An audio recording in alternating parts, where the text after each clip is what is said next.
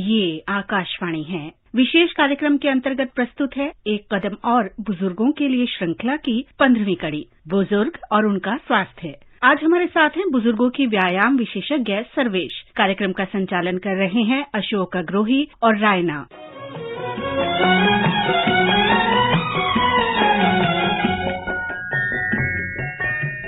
नमस्कार। कार्यक्रम एक कदम और बुजुर्गों के लिए लेकर हाजिर हूं मैं अशोक अग्रोही और मेरे साथ हैं रायना। श्रोताओं, जैसा कि आपको पता है कि इस कार्यक्रम में हम आमतौर पर किसी विशेषज्ञ को आमंत्रित करते हैं जो किसी विषय विशेष के बारे में उपयोगी जानकारी देते हैं। लेकिन आज हम आपका परिचय ऐसी दो हस्तियों से करा रहे हैं जिनका अपना जीवन ही प्रेरणा की जीती जागती मिसाल है। सबसे पहले आपकी मुलाकात हम करा रहे हैं the iceman of India Shri Chhewang Norphel से, जिन्होंने मौसम की चुनौतियों का सामना करने के लिए वो कर दिखाया जो एक मिसाल बन गया। यूं तो लद्दाख को इसकी खूबसूरती के लिए जाना जाता है, लेकिन बहुत कम लोगों को पता है कि एक समय ऐसा भी था जब सर्दियों में इस खूबसूरत पर्यटक स्थल में पीने और सिंचाई के पानी की कमी हो जाती थी। इसका हल निकाला वहां के एक सिविल इंजीनियर छेवांग नॉरफेल ने। इसके लिए उन्होंने नवंबर से फरवरी तक बेकार जाने वाले पानी से बर्फ जमाकर कृत्रिम ग्लेशियर यानी आर्टिफिशियल ग्लेशियर का निर्माण किया।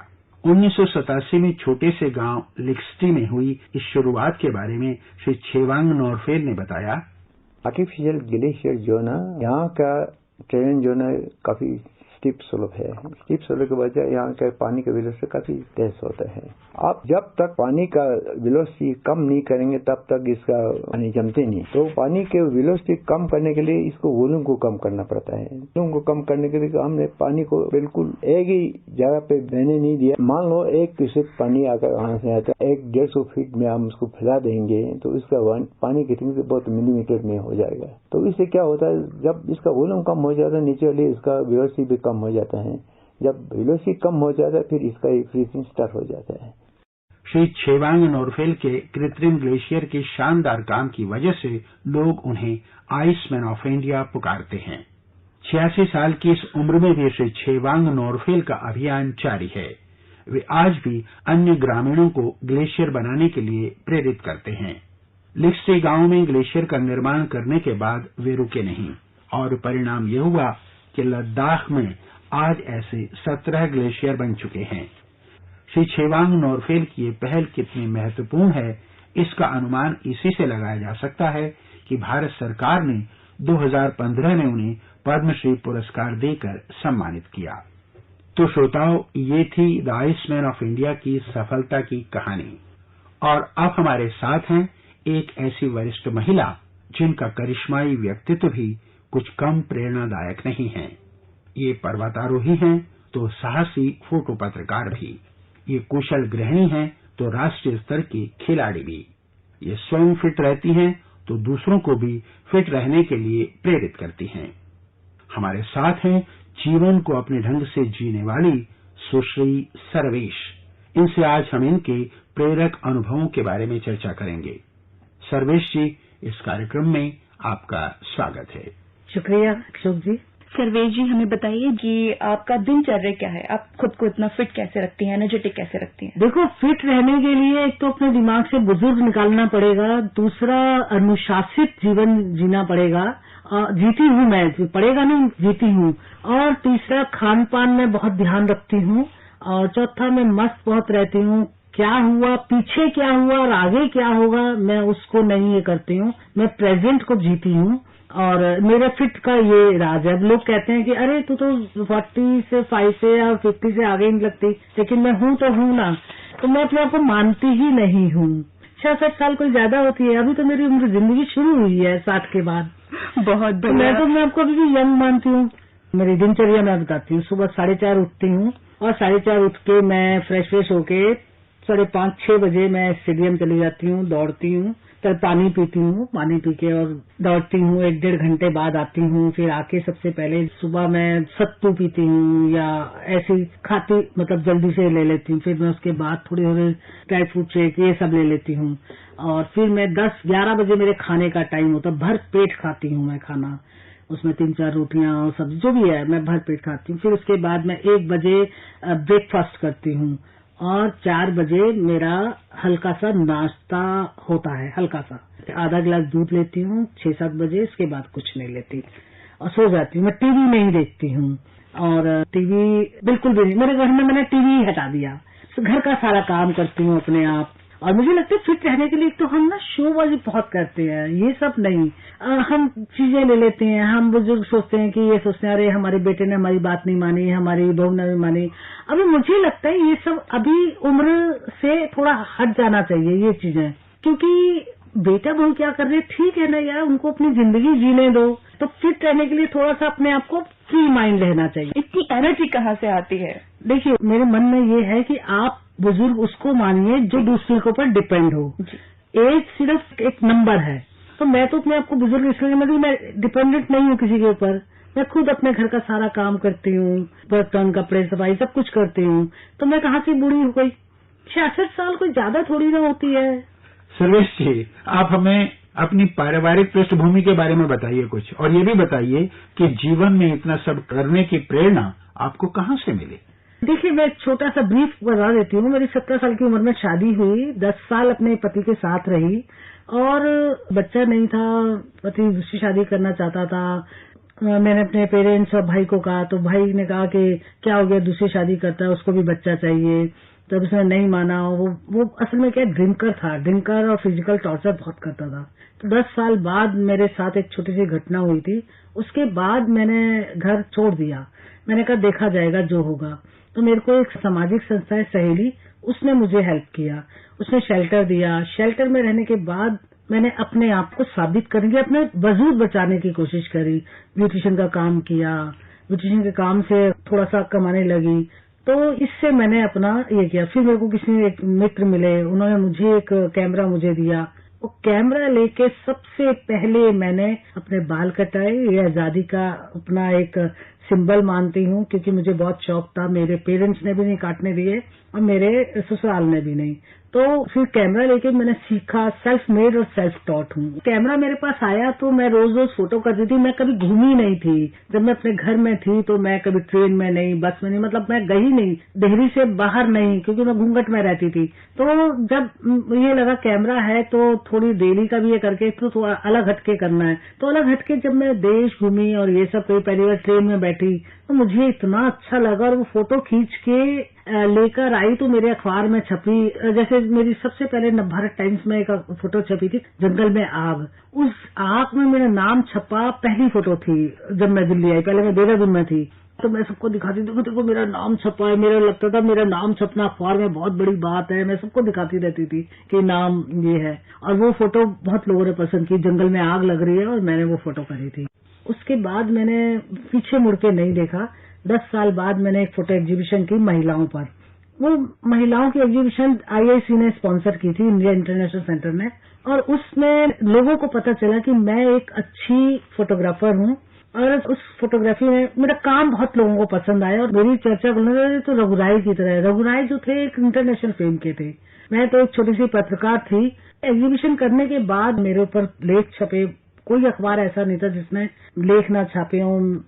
तो उससे मेरे को पहचान मिली। जब लोगों को ये पता चला कि मैंने ट्रेनिंग नहीं ली है और बिना ट्रेनिंग के सेल्फ मेड हूँ, सेल्फ टॉट हूँ, मैंने अपने आप सीखा है, तो ये एक लोगों को बहुत ये रहा। तो उसके बाद फिर मुझे अच्छे बड़े काम मिलने लगे और मैंने एक अपना स्थापित किया। 2001 में मैंने एग्जीबिशन की थी। ये मेरी छोटी सी कहानी है। इन प्रयासों से आप एक पत्रकार के रूप में स्थापित हो गई, फोटो पत्रकार का। जी वो तो ठीक है, लेकिन कैमरा देने से ही फोटोग्राफर नहीं बन जाता। कैमरा के बाद जो मैंने स्ट्रगल किया है पैसे, क्योंकि आज तो इजी हो गया है कि क्लिक करो और अमेरिका तक फोटो चली जाती है कैमरे से ही।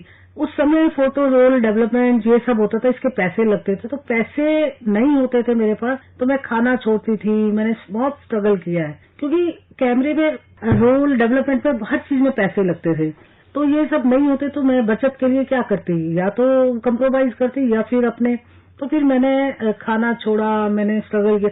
कभी अच्छे कपड़े नहीं पहने थे, कभी अच्छे जूते नहीं पहने थे, ये सब करके। तो जब मेरी एग्जीबिशन हुई, लोगों ने काम देखा और पसंद किया, तो उसके बाद फिर बस मुझे अच्छे बड़े बड़े काम मिलने लगे। और फ्रीलांसिंग में आपको प्रूव करना पड़ता है कि आप काम कर सकते हैं, आप ये काम जानते हैं। तो फ्रीलांसिंग में तो बहुत टफ है ना, जैसे कारगिल वॉर गई और फिर उसके बाद मेरी 100 से ज्यादा फोटो पब्लिश हुई और मुझे भारत सरकार का INB मिनिस्ट्री का एक मुझे अवार्ड मिला और 13 फोटोग्राफर थे, उसमें से एक कंसोलेशन प्राइज मुझे भी मिला और अकेली महिला फोटोग्राफर थी। तो मेरे लिए ये बहुत बड़ी बात थी कि 13 फोटोग्राफर्स में से मैं अकेली महिला फोटोग्राफर। तो स्ट्रगल तो बहुत किया है, संघर्षमय जीवन है, उस संघर्ष से मैं हारी नहीं बिल्कुल भी। और मुझे ये लगा कि अगर मैं उस संघर्ष से हार जाती तो शायद मैं आज आपके सामने नहीं होती।